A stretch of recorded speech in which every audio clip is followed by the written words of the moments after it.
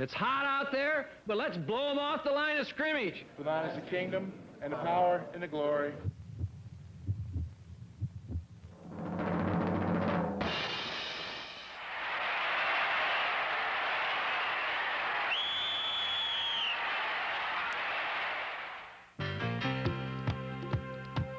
Playoff football in the Lone Star State has meant Dallas Cowboy football for 16 of the last 17 years. The very first playoff game the Cowboys ever participated in was back in 1966 in the Cotton Bowl against one of the greatest teams of all time, Vince Lombardi's Green Bay Packers. Today, these two clubs square off again with the roles reversed from that first meeting so long ago. The Packers are in the playoffs for the first time since 1972 and are decided underdogs against the established Cowboys. Their coach, Bart Starr, was the team's quarterback when last the Pack battled Tom Landry's Chargers. The latest successor of Starr's old job is not a Hall of Famer like Bart. But in 1982, Packer signal caller Lynn Dickey has been a dependable and successful performer. After years of injury and disappointment, Dickey has finally hit it big and leads a Green Bay offense that can cause any opponent genuine concern. The Packers' aerial game boasts two of the finest pass targets in pro football today. One is remarkable athlete James Lofton, who has proclaimed himself the league's best wide receiver. Few have disagreed. Lofton's outside partner is the begoggled John Jefferson, a receiver who has brought a sunny disposition and sure hands to Wisconsin dairy country.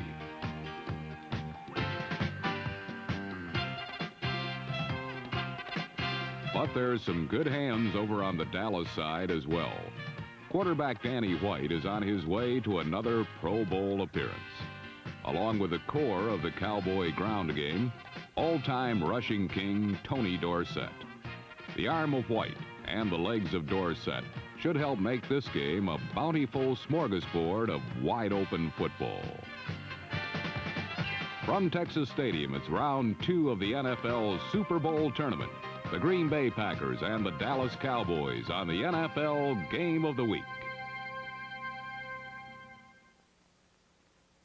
In 1982, Tony Dorsett was the NFC's rushing champion and set a record that can never be broken, a 99-yard run from scrimmage.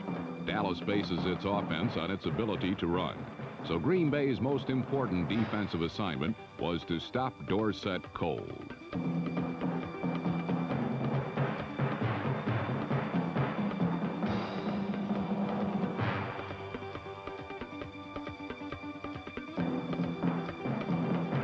Dorsett would gain 99 yards on the day, but few of those yards came easily.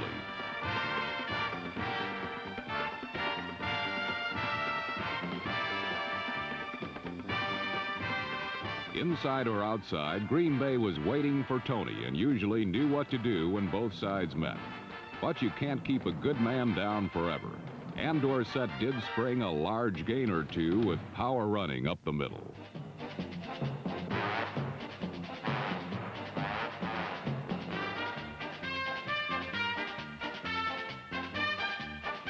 Dallas totally dominated time of possession in the first quarter, thanks to Dorsett's running and short but effective passes by Danny White. The Cowboys weren't being flashy, but they were moving the ball and keeping it.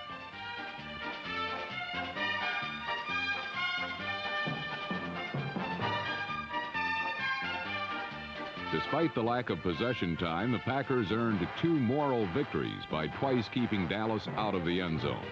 In one instance, it was the Cowboys who stopped themselves when tight end Doug Cosby, number 84, failed to hold on to an almost certain touchdown pass.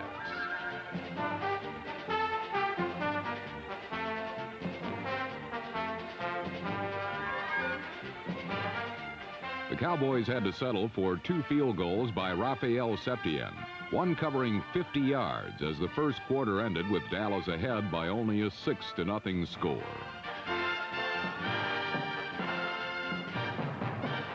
In the first 15 minutes, the Packer offense had failed to make a single first down against the Cowboys' flex defense. Just a week before against the St. Louis Cardinals, the Green and Gold had scored 41 points almost effortlessly. But scoring of any kind in the first half was going to be tough.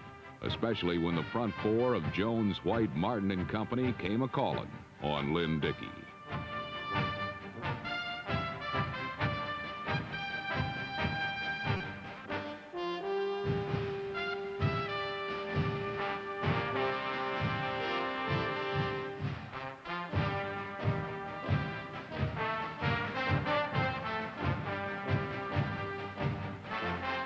Dallas mixed in linebacker and safety blitzes as well to disrupt the Packer passing game.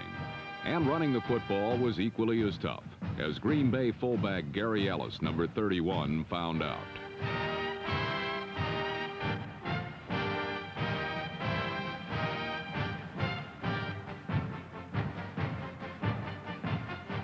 Finally, in the second period, the Packers made their first big play of the game, when number 35, Del Rogers, broke outside for an important gain.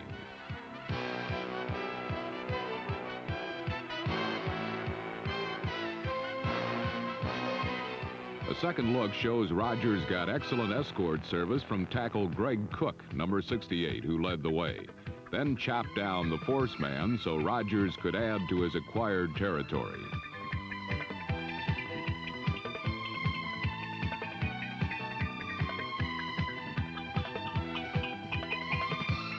A few plays later, Dickey found number 80, James Lofton, open in the end zone, and the Packers had their first lead of the game.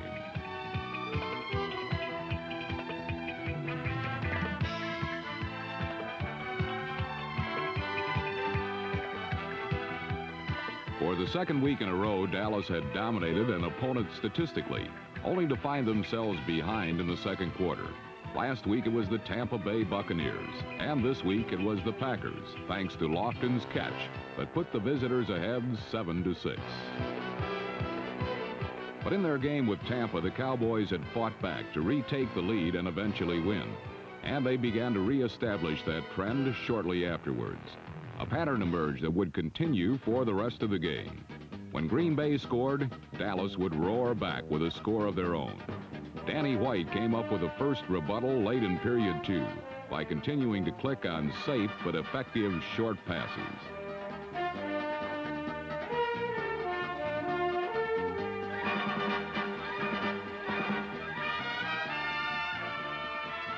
With almost a minute and a half to play, fullback Timmy Newsome, number 30, sliced in for the Cowboys' first touchdown of the game to make it 13-7 Dallas.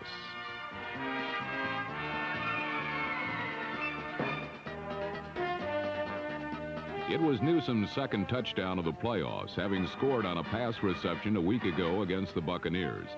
But the Packers didn't appear to be too worried. Green Bay had enough time to try for one more score before the halftime gun sounded. But instead of getting at least a field goal, they did something much worse.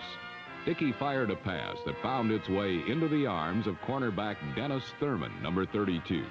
And for the second playoff game in a row, a member of the Dallas secondary returned an interception for a touchdown.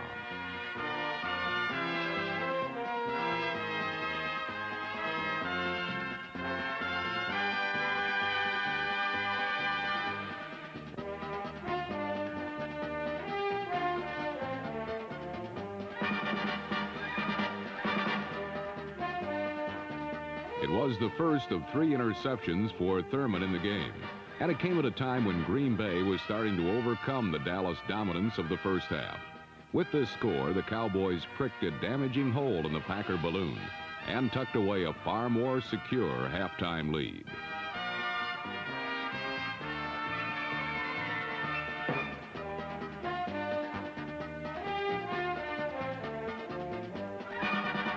Thurman's theft was an appropriate conclusion to a half that had featured defense. But the second half would see almost all semblance of defense vanish as the Packers and Cowboys would fill the Texas sky with footballs.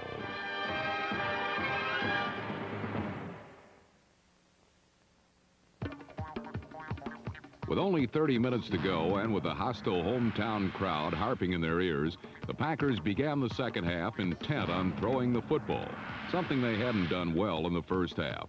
But improvement did come, and it came immediately.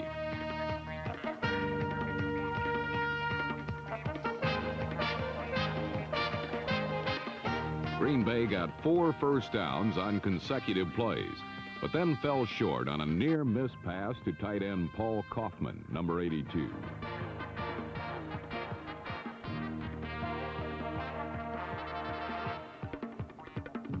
Still, the Packers got a field goal from kicker Jan Stenerud, and were soon on the move again, thanks to a well-conceived screen pass and a great individual effort by Gary Ellis.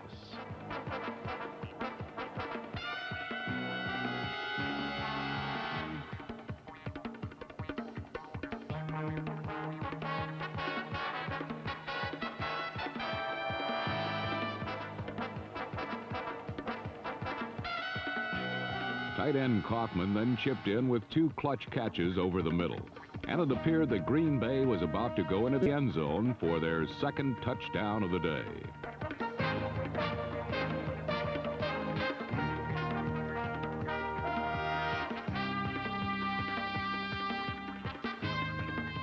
But Dallas stopped the pack when number 26, Michael Downs, ran a safety blitz, nailing Dickey and forcing Green Bay to settle for yet another 3-pointer from Stenerud.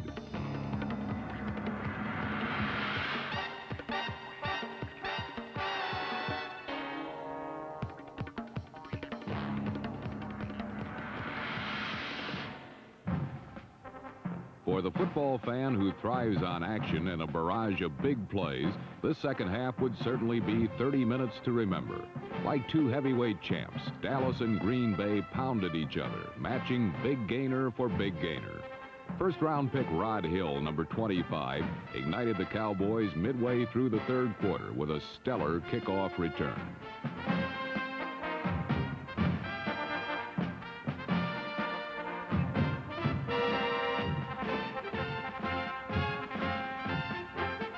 Hill's 89-yard journey resulted in a Rafael Septien field goal, extending Dallas's lead to 10 points once more. And then quarterback Lynn Dickey looked long for his graceful All-Pro, James Lofton.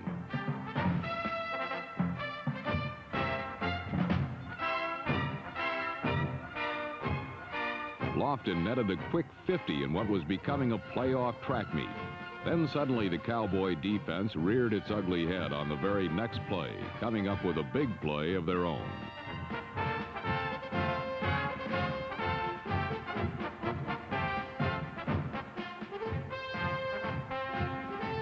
Middle linebacker Bob Brunig ate up Eddie Lee Ivory, and Green Bay's 50-yard pickup was quickly erased.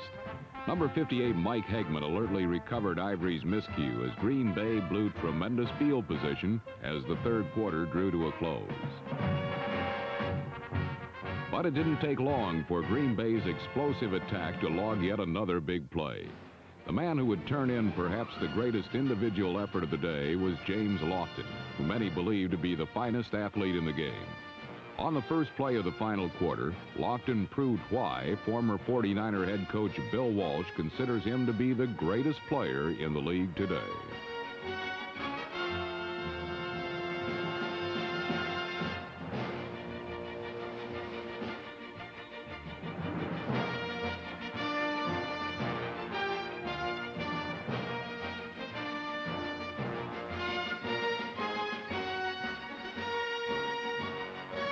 Lofton cruised untouched for a 71-yard score as the Packer end-around, which has been their most formidable weapon all year, again paid off.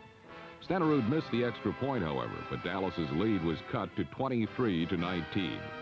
The game was indeed a unique one in that, as in the first half, whenever the Packers would score, Dallas would storm right back with a score of their own. Stanford's James Lofton was Green Bay's prime tool, but unfortunately for the Packers, Dallas had Stanford's other talented wideout, Tony Hill, whom Danny White immediately called on for duty. On an important 2nd and 7 situation, White bought time, and Hill made a great leap and catch.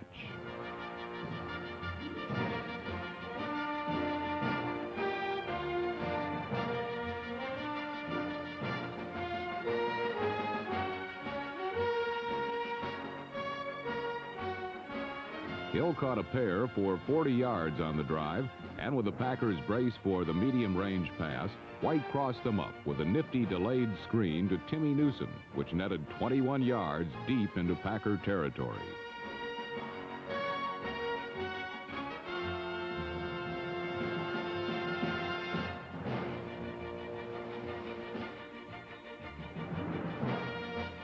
From the 7, the Packers desperately wanted to force a field goal. Tom Landry called a pass, and the result was 6 points, as Danny White's play-action fake did the trick, and tight end Doug Cosby did the rest.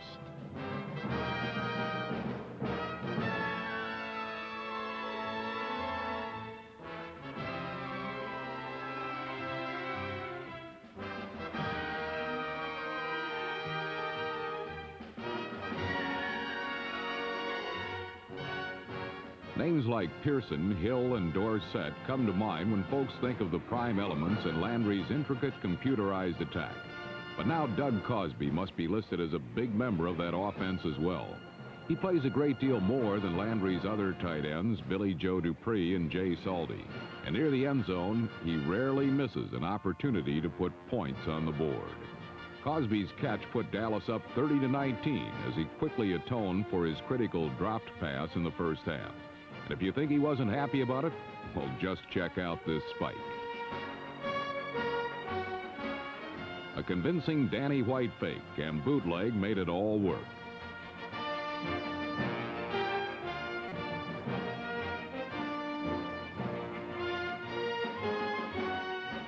The Cowboys extended their advantage to 11 points, and with less than 10 minutes left, Green Bay needed a pair of touchdowns to take the lead.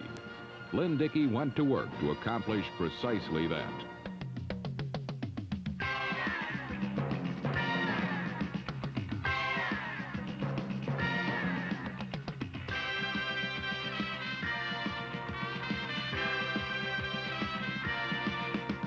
James Lofton was just the man for the job.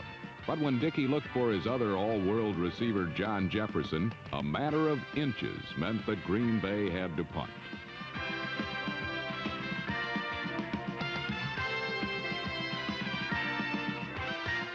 When J.J. couldn't come up with it with less than 8 minutes left, the Pack looked like their playoff path had come to a bitter end.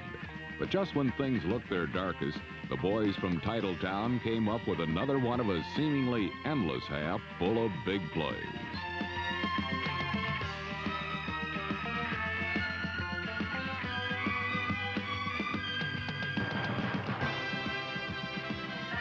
Number 22, Mark Lee, was the man Cosby had just bowled over for a Cowboy touchdown moments earlier. And his catch of the tipped pass and subsequent 22-yard score was just what the Packers needed. Suddenly, Green Bay trailed by only 4 with plenty of time left. And another look reveals that Lee was simply a heads-up player in the right place at the right time.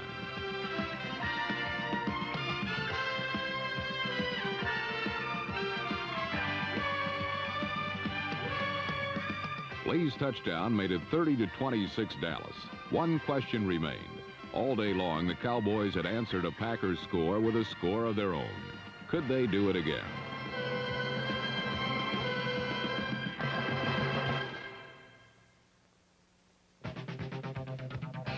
With less than 6 minutes left, Dallas held a precarious 4-point lead.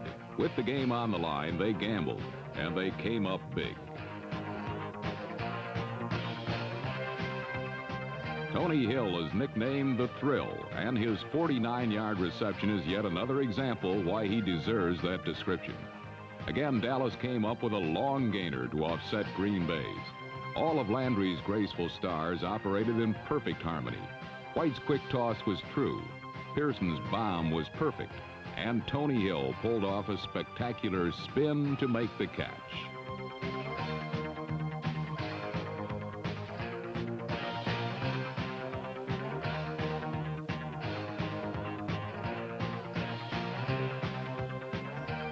From the 1, it took Dallas exactly 1 play to score as Ron Spring's substitute, Robert Newhouse, plowed over for the touchdown.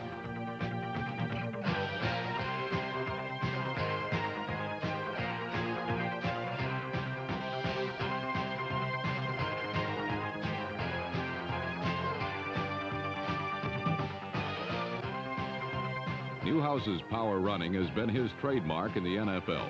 And his latest effort resulted in a 37-26 Cowboy lead. Again, Green Bay needed a pair of major scores to take the lead. But Doomsday was not about to make it easy for Dickey.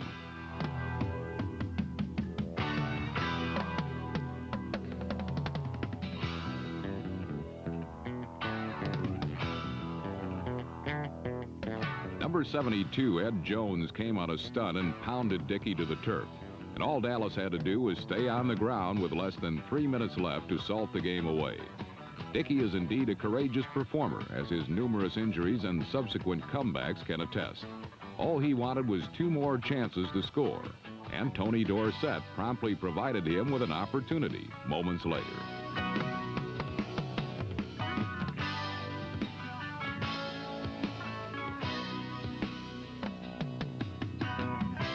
Number 68, Herb Scott, made a touchdown-saving tackle following Dorsett's fumble. But after Dickey was knocked out of the game for a couple of plays, Doomsday set its sights on Dickey's replacement, David Whitehurst.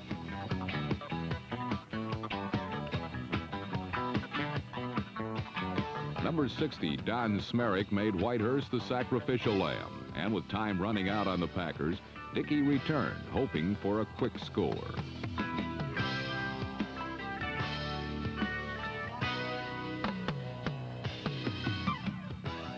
The game ended for all intents and purposes when Dennis Thurman picked off his record-tying 3rd interception of the contest, allowing Danny White to take 3 snaps and run out the clock. In a game of big plays, Dallas simply made more of them. Yet even in defeat, the Packers must be proud. They proved they had every reason to be here in Dallas, playing in such a critical game. They played extremely well, but when the going got tough, Dallas proved that they had just a little bit more of the stuff which determines a true champion. For Dallas, they are but 2 games away from being this year's champions. What a thriller it will be when the Cowboys roll into RFK Stadium Sunday for a showdown with the Redskins.